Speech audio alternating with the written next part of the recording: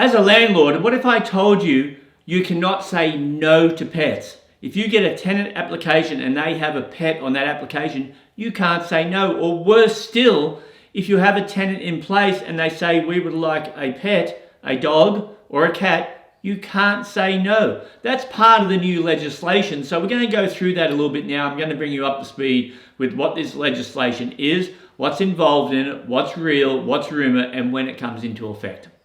So depending upon what side of your fence you're on, meaning if you're a landlord or a tenant, this is the proposal that first came about in 2019. And according to the tenant advocacy side, it's been watered down a little bit.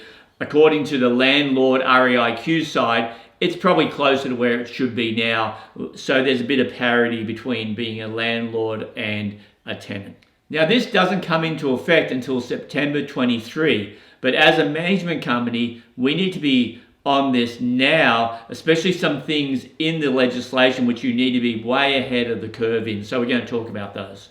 So the first one is an eviction. There's something now called a no grounds eviction. You can't just evict a tenant for the sake of it. You've got to have a good reason for evicting a tenant, and that reason might be you're moving into the property, hardship, or the tenant has just been absolutely horrendous. So that means as a management company, we have to make sure we breach the tenant every time they need to be breached. We can't just give them a verbal warning anymore, because then if we want to get rid of them at the end of their lease and we haven't got everything in writing, tenant has a good case for saying, hey, you can't evict me based on what the new legislation says. So again, very important that as a management company, we're on top of things like that.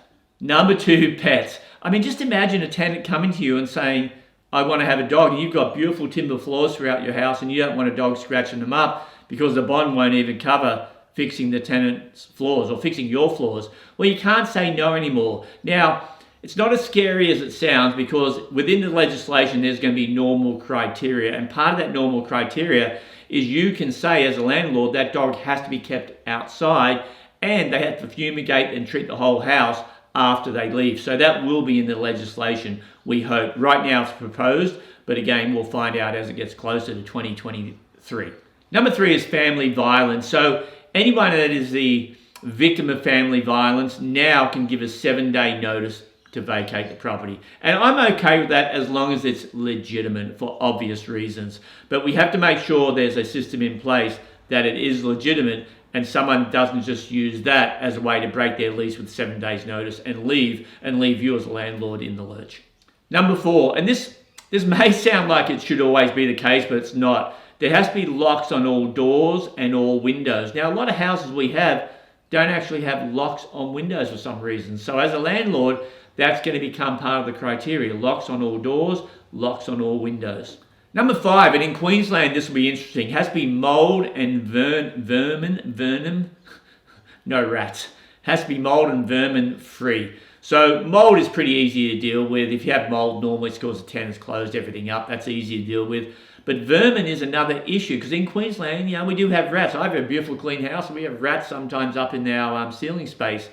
But I think what they're really going to aim towards is a property that's been left in a horrendous state and it turns into a breeding ground for vermin. So that's going to be in the legislation. And guys, bear in mind, a lot of this legislation is because landlords have done the wrong thing to a huge degree in other areas. So this legislation comes in just to make sure the good landlords are doing the right thing and we find the bad landlords and bring them in line. I'm okay with that. So now let's address some rumors that some people say may be in there, some may not. This comes under what's called rent control. So in other words, as a landlord, you can only do what's called a CPI increase. So whatever the government says, cost of living has gone up, that's all you can do. That's called rent control in other countries, and that's typically a very bad thing, because you as a landlord, if the demand is really high, you can't just put the rent up to the demand. You can only put the rent up to what the government says you can put up.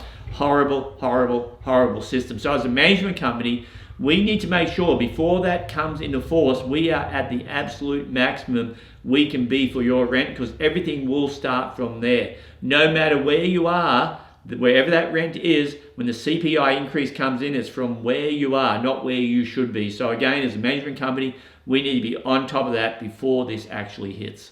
Next one is an interesting rumor, and it's going to take some clarification. They're going to allow the tenant to make minor repairs for safety and or comfort, like a wardrobe, attaching it to the wall so it doesn't fall over, deadbolts on doors, things like that. So that's going to come in, we think.